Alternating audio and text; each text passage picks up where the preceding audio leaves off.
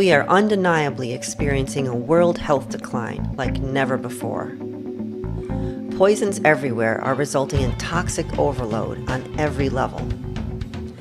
In recent decades, a new source has compounded the problem. PFAS, commonly known as forever chemicals, don't break down, and among the worst of these are microscopic heavy metals that accumulate in our bodies and stay there. The safe exposure level to PFAS is 0. Yet we are bombarded daily. The negative health effects from these modern-day assaults is catastrophic.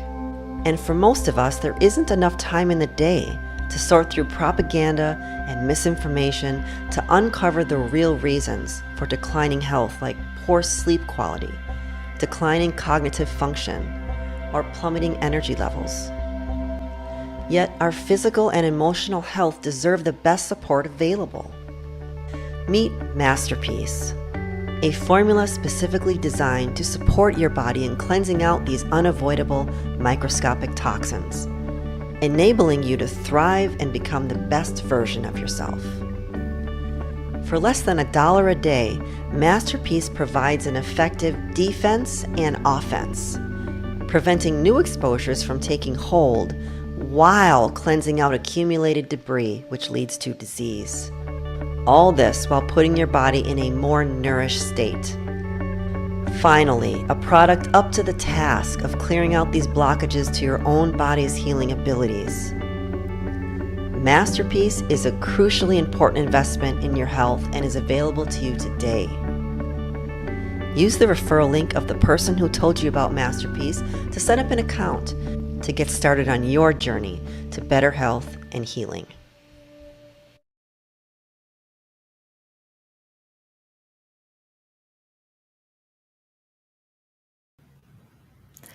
Welcome, everyone, to Sovereign Sisters Podcast.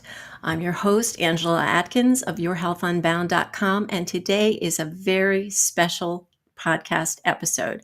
I have a very special guest today, Dr. Sherry Peel Jackson. She's a retired CPA, a certified fraud examiner, and a former IRS agent with over 30 years experience across the public, private, nonprofit, and government sectors. She's also an author, speaker, and financial strategist dedicated to helping individuals and businesses build wealth and achieve financial independence. Now, Dr. Jackson gained national attention after questioning the legal foundations of the U.S. income tax system, leading to a high-profile conviction and a 4-year prison sentence. Since her release in 2011, she has been on a mission to educate others on tax reduction, financial freedom, and breaking free from the traditional 9-to-5 grind. She's offered impactful books such as How to Stick It to the IRS and How to Escape the Rat Race. And she's developed a proprietary KPG system, Keep, Protect, and Grow, to empower individuals and businesses financially. With a social media following of over 44,000, Dr. Jackson shares daily insights and strategies to help people achieve lasting wealth and security. So get ready for a conversation that challenges the status quo and offers actionable strategies for financial success and legacy building. So I want to welcome Dr. Sherry Peel Jackson to Sovereign Sisters. Hi, Angela. Thank you so much for having me on the podcast. Well, thank you so much, Sherry, for being here. This has been one of the things I've been looking forward to for months now, it seems. I really feel like you have so much to offer, especially this community. We're all in it to learn more about being sovereign, and that includes our finances. And so I wanted to start with you. Many people have heard about your story over the years, but some are going to be new. So if you wouldn't mind, please tell us what led you to be an IRS whistleblower. Okay, so when I was younger, I was told by my dad, when you're 18, you're getting out. So had to get serious about what I was going to do. Went to college and selected accounting because I was pretty good at math, adding, subtracting, multiplying, dividing. Got a job out of college. First job was at a CPA firm And I stayed there for a while, but a lot of traveling around, not to nice cities, but to little bitty old cities. And then I went into corporate America, stayed there only 8 months. One of the things that my dad taught me is don't complain. We couldn't complain in my house. If you didn't like where you were at point A, you had to go to point B. So I left corporate America after 8 months of not really, in corporate America, it's not about what you know. It's about who you know and what you do with who you know. And it's a lot of that going on. So I didn't want a part of that. So I looked in the paper and saw an ad for internal revenue agent. I said, okay, what is this? Auditing tax returns. Okay, I think I can do that. So I got hired on the spot, and in January of 1988, I started as an internal revenue agent. I went, through the trainings, all the different trainings with the little booklets that they give you, and moved up in rank pretty quickly. So by the time though I got ready to leave the IRS, I realized that it's really not fair. It's not equitable. For example, mom and pop businesses get hit really hard.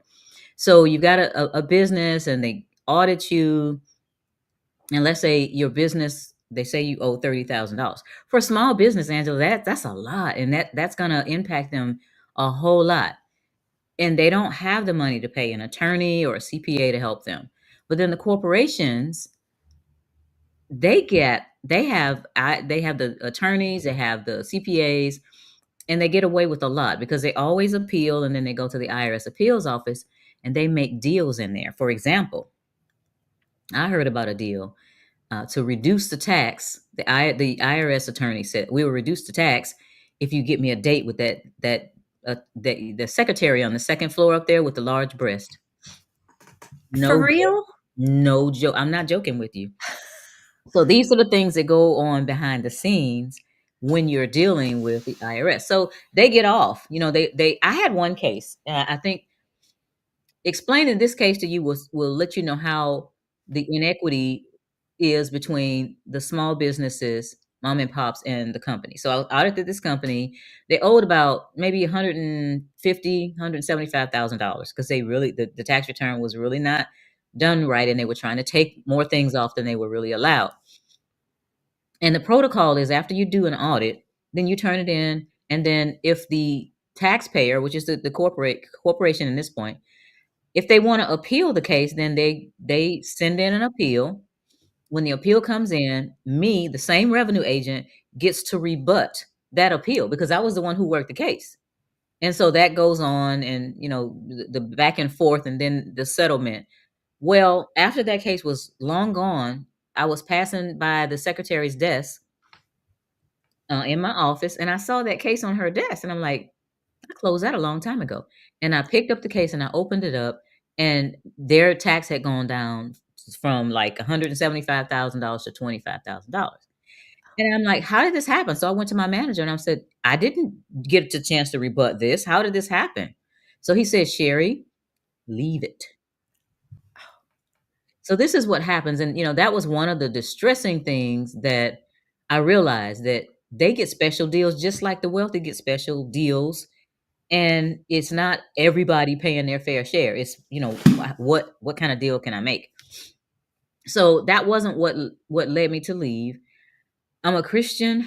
I was a mother and a wife. And when I started moving up in rank, then my time away from the family got to be more and more. For example, one time I had a case where a man offered me a bribe because he underreported his income by like $45,000, and he offered me like $5,000 or $10,000 to hush it up. And then, when that happens, you're told to get in touch with the office as soon as you can.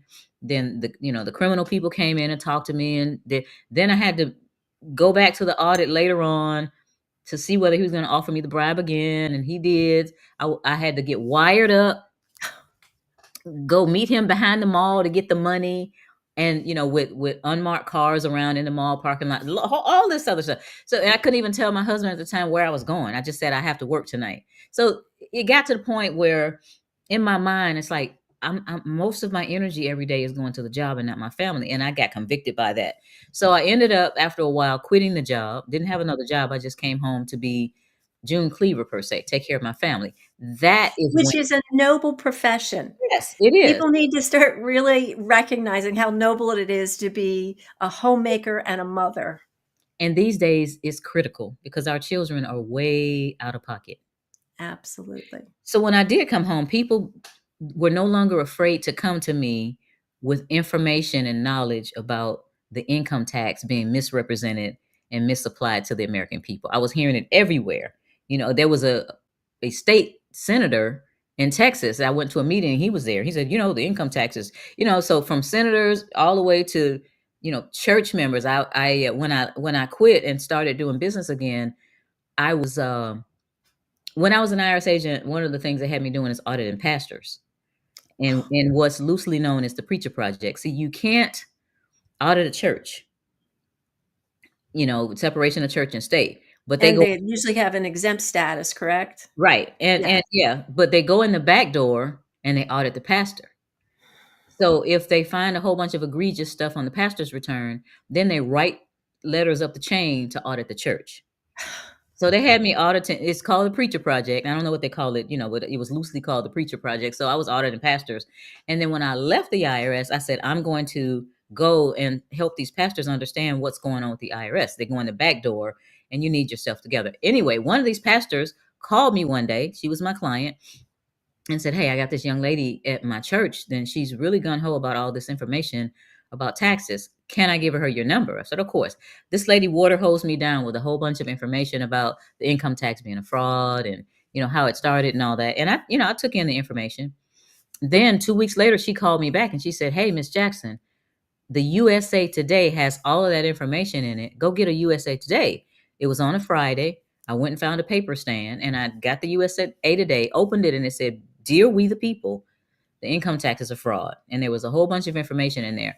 That article and maybe 5 others were put together in the USA Today, purchased those ads by We the People Foundation for Constitutional Education, run by a man named Bob Schultz in Washington. I mean, in New York State.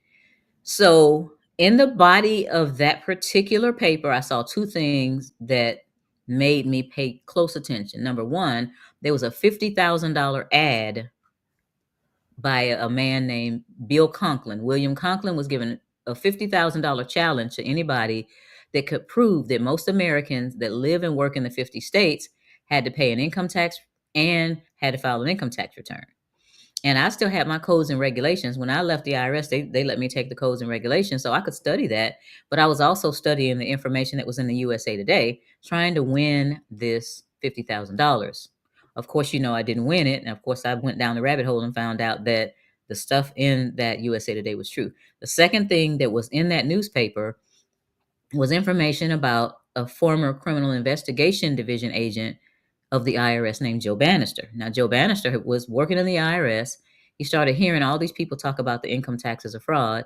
He started investigating on his own time on the weekends and in the evenings, and even flying out to these people saying, why are you saying that the income tax was a fraud? So they were giving him all this information, and he put it all together in a report and said, hey, you know what? I think these people are right. I don't see where they're wrong. So we're supposed to uphold the Constitution. So help me understand that, how these people are wrong about the income tax being a fraud. He turned that report in to his superiors at the IRS, and they told him that he could, he needed to take some time off and decide whether he was going to quit because they were not going to answer to that report that he put together. It was a pretty thick report, and it's still out there. They made it into a book, but it's not like a 5-page report. It's maybe 35, 40 pages with all this information in it that he took the time to put together. And they said, we're not answering that. So he quit, and they were offering that book in the USA Today. So immediately I got $40. I bought 2 books. They were 20 bucks each. I sent the money to Joe. Joe called me because my information was in there, because when I put the money in there, I also put in there that I was doing the same kind of research. And, we've been fast friends since then.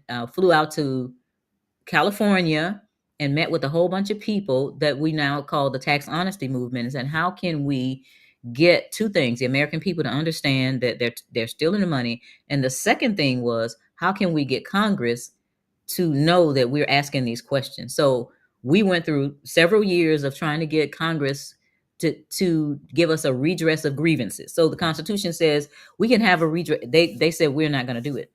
Yes, that's in the Well, law. But that's a question I have. It seems like Congress just doesn't do their job. They just don't do their job. It is in the First Amendment. You have a redress of a grievance. right, And instead of following what they have been bound, they pledge an allegiance to the Constitution. They, like with the January 6th people, they throw you in jail. I right. don't understand how we allow this. And I don't want to interrupt your story, but that to me is like such an important point. It is. Please go ahead. It is. And what has happened is we've gotten so busy as a country and so bogged down with all the cares of the world and the foolishness that we lost a backbone, and we need to grow a couple. And that's how we're going to get back, because the country started on this. There was a tax revolt.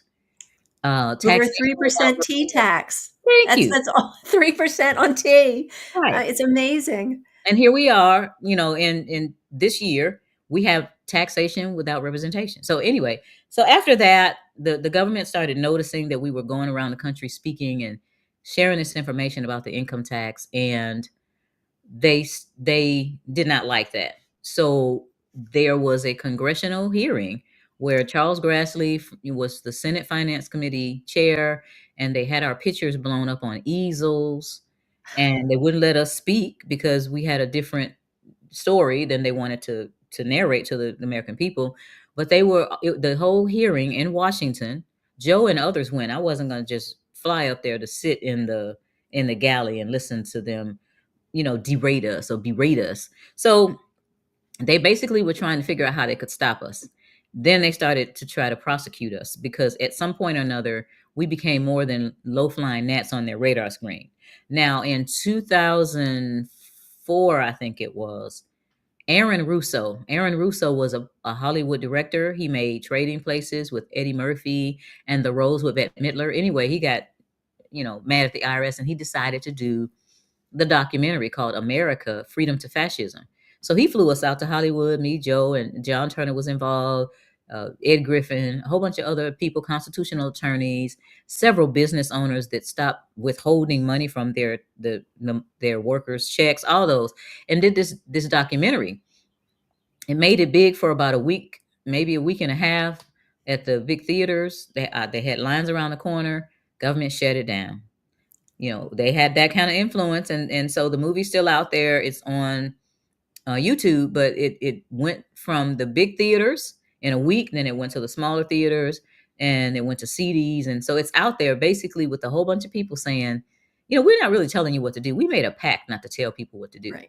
but we were telling them to do your own research and decide. And what I would say that ticked off the government was, and decide whether you want to be a slave or do you want to get off the plantation. Because see, the income tax, Angela, is a racially unifying issue. It does not matter whether you black, white, green, blue, purple with polka dots.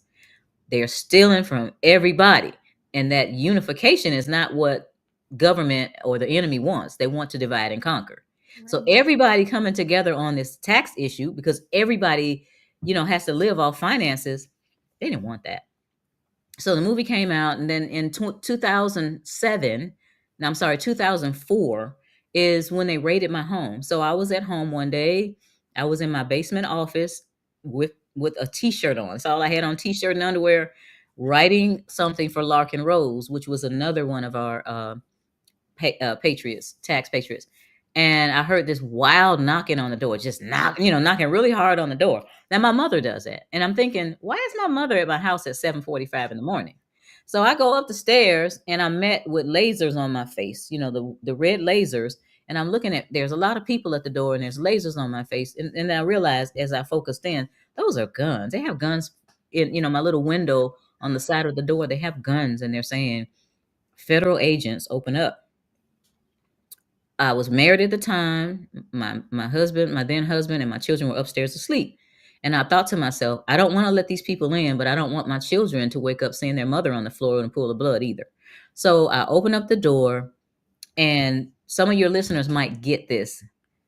The first two people that came through the door were county police officers, not Wow. the government. Because they have jurisdiction. You got it. Yeah. So they let the others in. And I'm watching this and we've been talking about these things and we've been hearing this for a while, but I actually saw that play out. Two county police officers came in the door and then they let all those other people flood in and then they pushed me back into my living room. Somebody went upstairs, woke up my children and the husband, and all of us were corralled into the dining room. Well, actually the family room. I had a bay window out there. So we're sitting on the couch and they're asking me a whole bunch of questions. You have guns, you did it. And every question I said, I do not consent. I do not consent. I didn't. That was my answer to everything. I do not consent. So I looked in the backyard out of the bay window, and they literally had somebody in the backyard with a metal detector going around in circles from the midpoint all the way in circles in my backyard to see if I had something buried. Now I don't know what these agents were told, but the look on their faces was confusing, as if they were told I was some big bad wolf, and they get in there and all we are is a homeschooling family trying to keep what we earned. So I stood up. I didn't have clothes on, and one of the ladies said, "Do you want to go put some clothes on?" Because I had on a t-shirt and panties, right? So I said yes. And when I went upstairs in my closet, I was specifically looking for one of the shirts I had, and it was a protest shirt. So I put that on. I put some jeans on and I went back downstairs, but I wouldn't sit down because I was so angry. And when I get angry, I get dry. So they were like, you can't leave the room without permission. I didn't listen to that. I went in my refrigerator and I got about 3 bottles of water to put them in the bay window so that, I could stay hydrated because I was angry. And then the lead agent came in there and he was looking at me and I stood in his face. It's as close as I am to my computer right now, and looked at him in the eye the whole time with my hands behind my back so he knew that I wasn't going to hurt him or try to hit him, but face to face. And I wasn't saying anything out loud, but in my mind and under my breath, I was saying, you're wrong. You're wrong. You're wrong. And he started kind of twitching, and then he went somewhere else and got an older gentleman to come over there, and I was doing the same thing. I had to look up a little bit because he was taller, but you're wrong. And eventually they left at 4:45, 5 o'clock. They had 32 boxes. Now, mind you, this was 2004. In 2007, I received in the mail an information. An information is different from an indictment. An indictment is when they're going to charge you with a felony and you get an indictment. They could not, after 3 years, they could not find a felony on me. And all they had was the fact that I was keeping what I earned. I did not file tax returns for 2000, 2001, 2002, 2003, and on. And so that's a misdemeanor charge, failure to file tax return.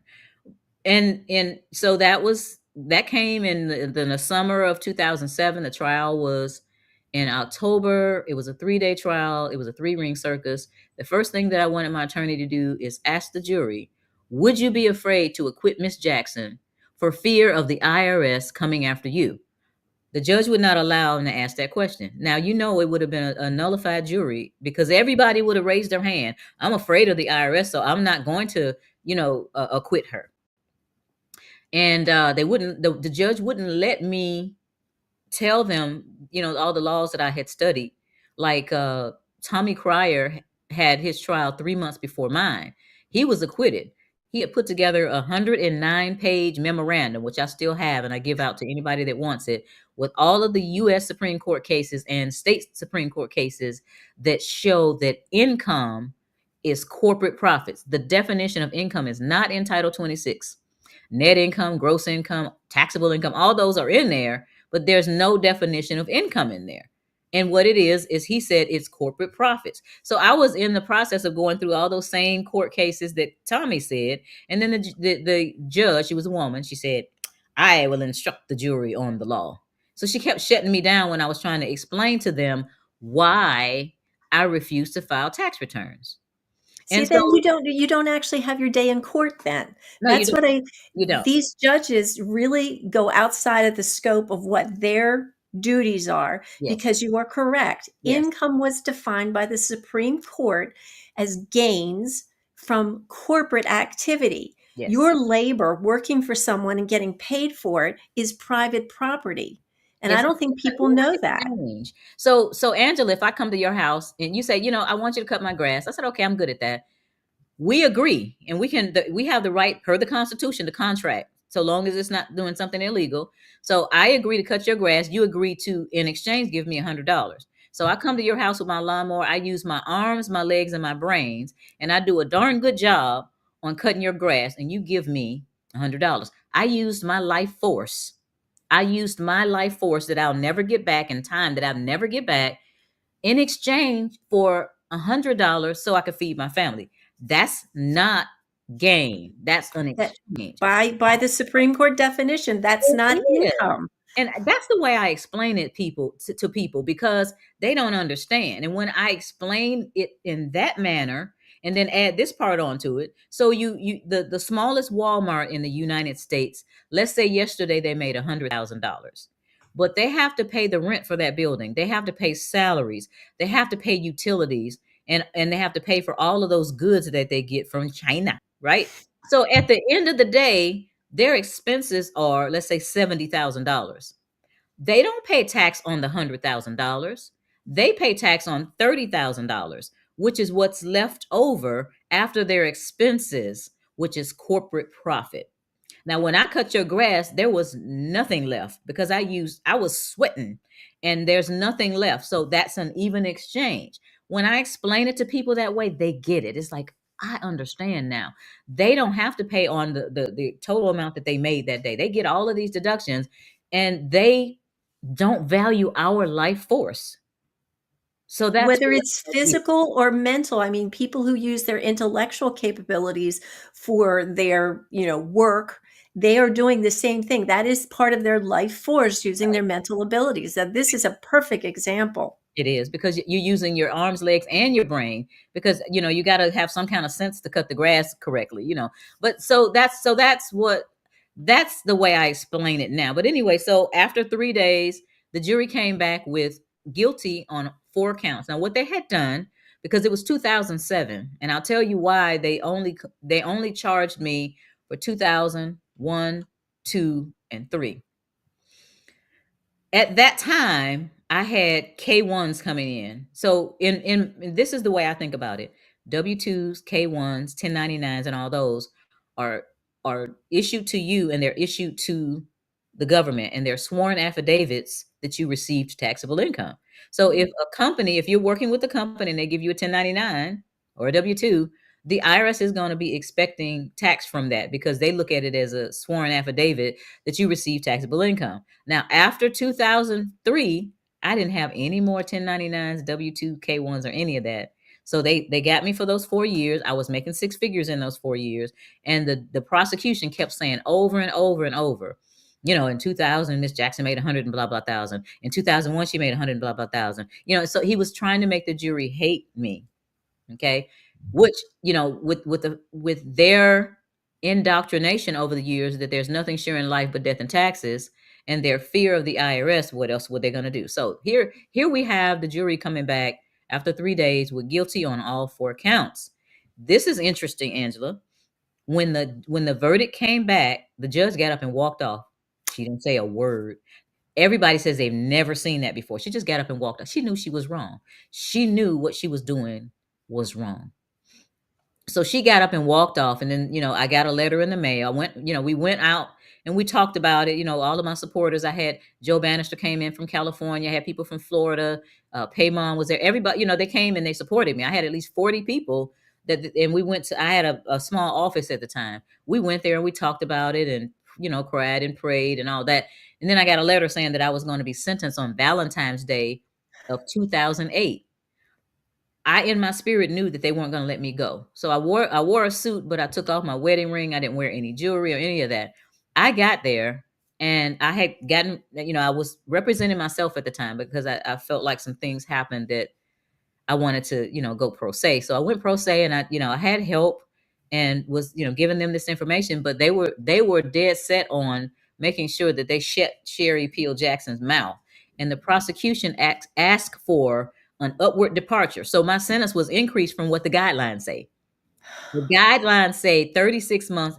They gave me 48 months, which is a 4-year sentence on a misdemeanor charge. And I'm going to tell you what the judge said and the way she said it. She said to me, when she made her decision, after I talked and after the prosecution talked, she said, I know you homeschool your children, Miss Jackson, and I know you got a lot of family support, but you can't run around the country telling people not to file income tax returns. And I looked at her and I said, I never done that because, first of all, we made a pact. We weren't going to tell people what to do because, you don't tell people what to do. We would just give them their information.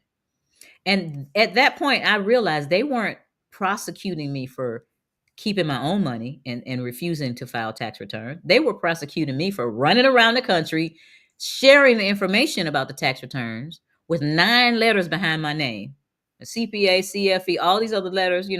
And so right after the trial, I had my cousin help me get letters out to all of these organizations and give them their license back. Joe Bannister had his trial before my trial, maybe a year before, and he won. Thank God he was acquitted. He had a thinking jury, and the jury got a chance to see a lot of the videos that Joe did explaining himself. They wouldn't let me, show my videos. So, but even though Joe Bannister was acquitted, the IRS was angry and they went to the California Board of Accountancy and told them to take Joe's CPA license, and they did. They took the man's CPA license even though he was found innocent. So I knew that with the guilty verdict that they were going to quote unquote take my CPA license, my CFE license, and all of the other licenses. So instead of letting them do that, I immediately wrote and sent them back in saying I am relinquishing these licenses. So they can never say that they took my CPA license or my CFE license. So I didn't have any more licenses.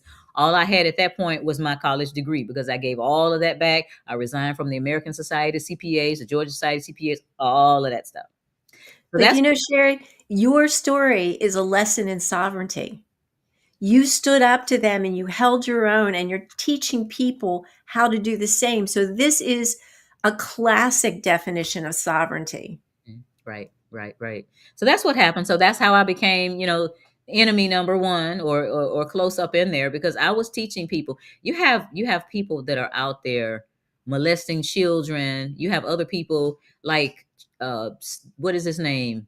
Timothy Geithner hadn't paid his payroll taxes and they didn't do anything to him. And that other senator, I forgot his name, that had a condo that was in the Dominican Republic or somewhere, had money in the freezer and all that, and he still got a chance to be in Congress. All they did was censure him and slap him on the hand. But little old homeschooling mother was so dangerous because her mouth was spewing the truth about the income tax. Well, we even these days we have Governor Pritzker in Illinois who removed the bathrooms from a $6 million home, so he devalued it to $1 million, so he didn't have to pay the taxes on it. It's still happening, but he's part of the system, so probably nothing will happen. Right. So they got after President Trump for supposedly overvaluing his house, but they didn't get this man Overvaluing. That's the devaluing key. his People house. don't even understand that. That is such nonsense. Yeah, and the bank said that they didn't have a problem with what his value was. So anyway, that's another story. But that's what basically happened to me. I got a 4-year sentence on a misdemeanor charge. I actually spent 3 years to the day in prison. They couldn't keep me the 4 years because I was the model inmate, and they had to give me 6 months good time and 6 months halfway house. So I got out in 3 years to the day, and I basically started out at rock bottom and started to dig. So I had to get my way. I had to climb my way out of where I was.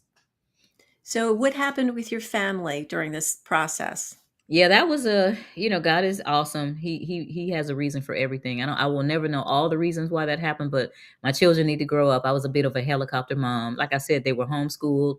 My children never graced the halls of government school until college. My son, his master's in business, international business, was from Georgia State. So he even went to a private school for college. And then my daughter's bachelor's was at Georgia State. That's their first government school. So they stayed. My mother came up to the plate. Some of my friends stepped up to the plate, and They got the kids back and forth to their private school. The day my son, I got sentenced in February of 2008, Valentine's Day. My son graduated from high school that May, and that particular same day is when they took me from the jail that was in Lovejoy, Georgia, that's owned by GEO, which also runs Guantanamo Bay. They took me from there, took me to the airport, put me on Con Air, and flew me from Atlanta to Oklahoma overnight, where they have their own. The prison system has their own airport there with a whole bunch of prisoners, men and women. Put me in a room for about 14 hours with a whole bunch of women, and there was one toilet in the middle of the room. So you're in a room with like 50 women, and everybody has to use the toilet in the middle of the room. Everybody can see you. So, I tried to hold it as long as I could, and I just put my head up and got some tissue and just went and peed because I had to, because I couldn't hold it anymore.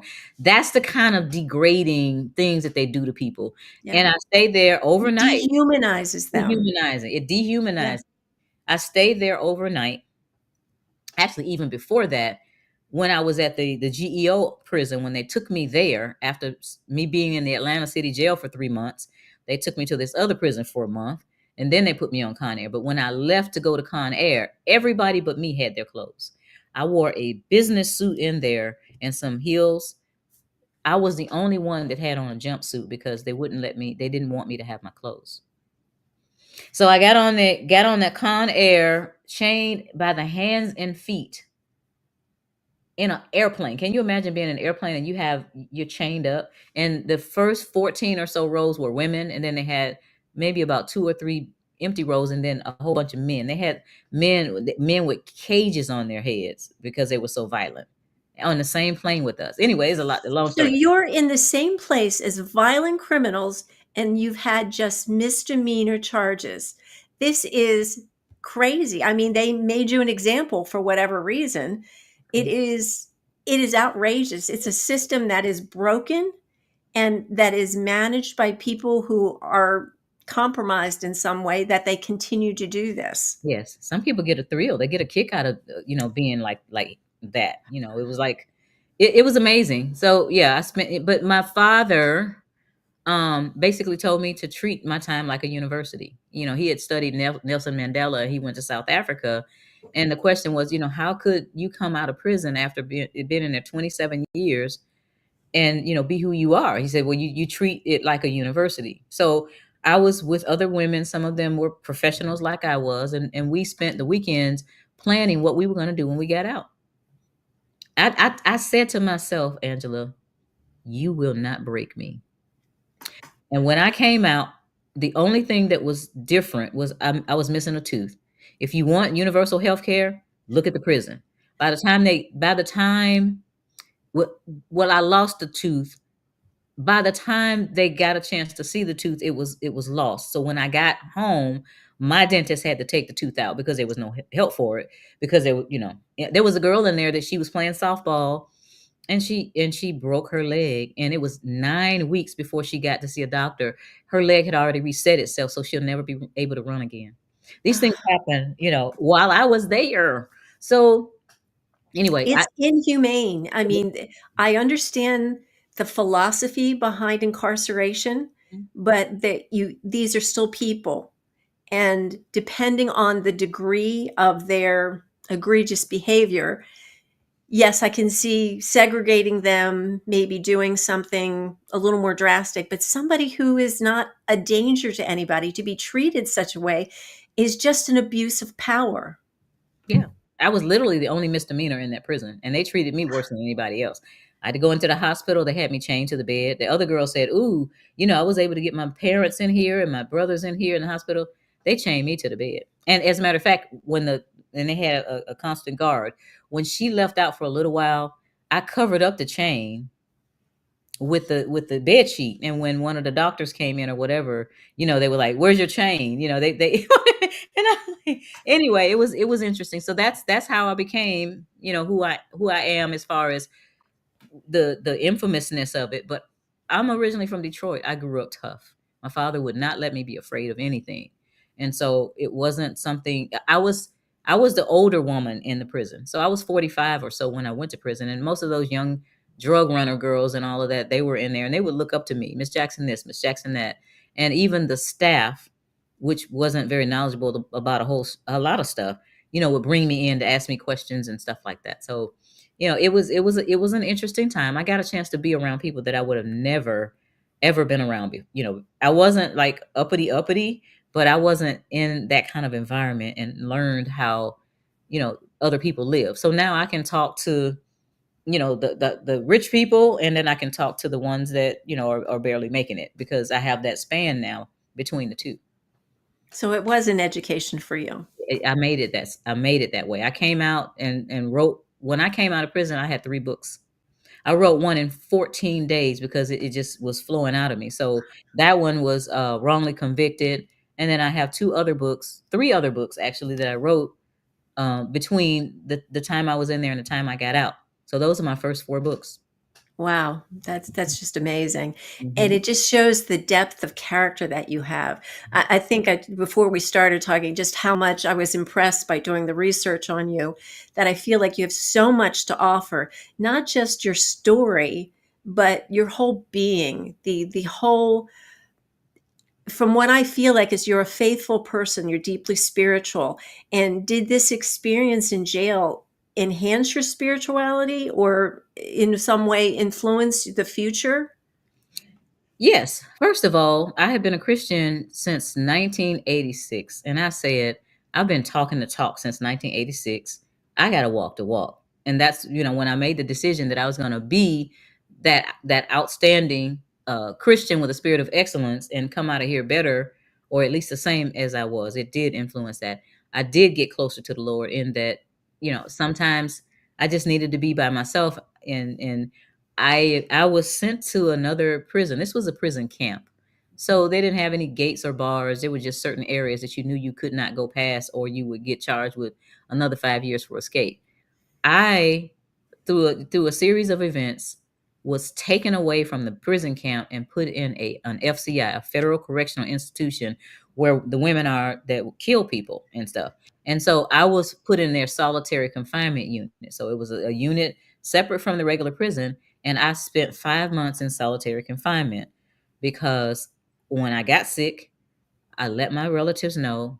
And since my then husband was keeping up with all these people asking him questions, he made a group email. And when I wrote them to tell them how sick I was and I was in the hospital and, the things that were happening to me, the people went ballistic. They got Ron Paul in charge, and he was still in Congress at the time. He sent a letter down there to investigate what they were doing to me. I was told that my Georgia congressman's phone was blowing off the hook for 3 days in a row. The Bureau of Prisons in Washington, their phones were off the hook. And one of the Patriot papers came out with a picture of me and my husband on the front of it, and it said, "Will the feds kill Sherry Jackson?" At that point, they took me away and put me in solitary confinement in a prison that was 3 hours away from where I was.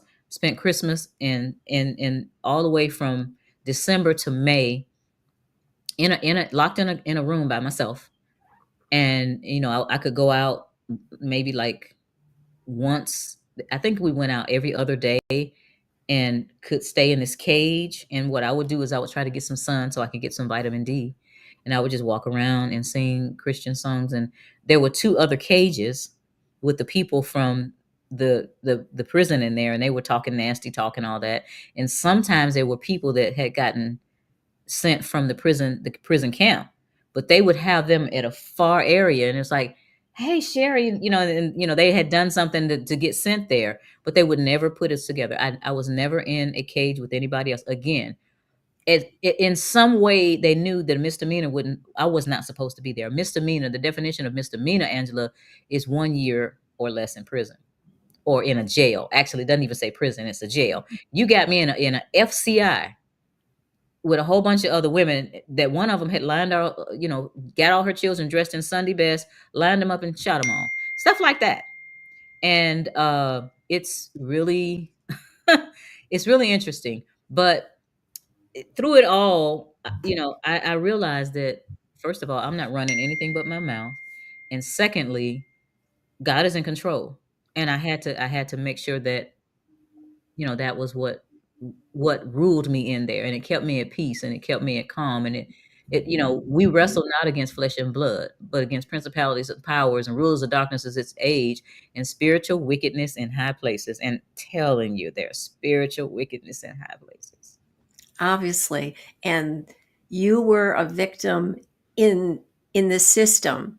Even though they found you guilty, they victimized you by making you an example. It's like, look what the IRS can do to you. That's really what this is. It's Yes, the IRS is obviously behind all this because this is how they keep people living in fear. yes, yes. And that's what it is. I mean, the American people are afraid. This is what, when I would tell people this, it's not that they wouldn't believe that what I was saying was true, but the consensus had this sentence to say: I don't care what the law says, Sherry. I care what the IRS can do to me. So they weren't even worried about going to jail. They're worried about, if I don't file taxes, then they're going to take my stuff.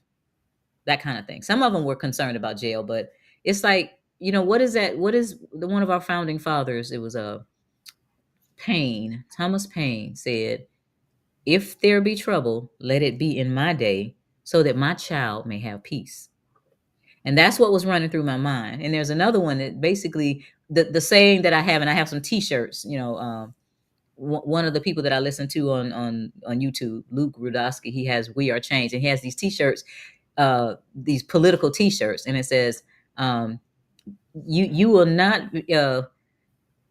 You will not outcomply tyranny, or something like that. You That's just, right. You yeah, can't. mhm, There yeah, is no way of complying with tyranny yeah, because they just use everything against you. exactly, right. So I have And that one. this is what they did to you is egregious. There is no rational thought behind it. It is all fear-based tactics to keep other people in line. They used you, and then everybody sees what happened to you, and they're like, "I'm never going to do that. I'm going to do the right thing."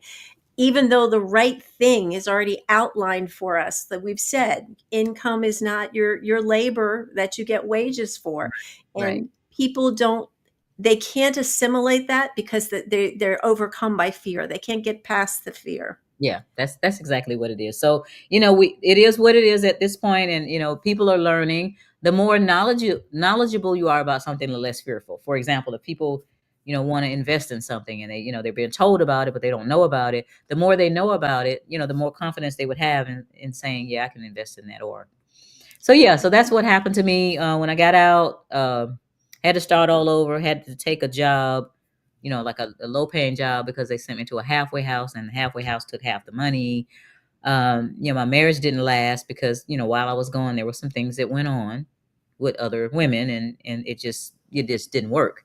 So no, I'm here, by myself, trying to get my life back. And that's where we changed to the story about how I changed my life when I got out, how I actually dug myself out of the pit and have gotten back to six figures and are moving on and helping and teaching people how to keep, protect, and grow what they earn.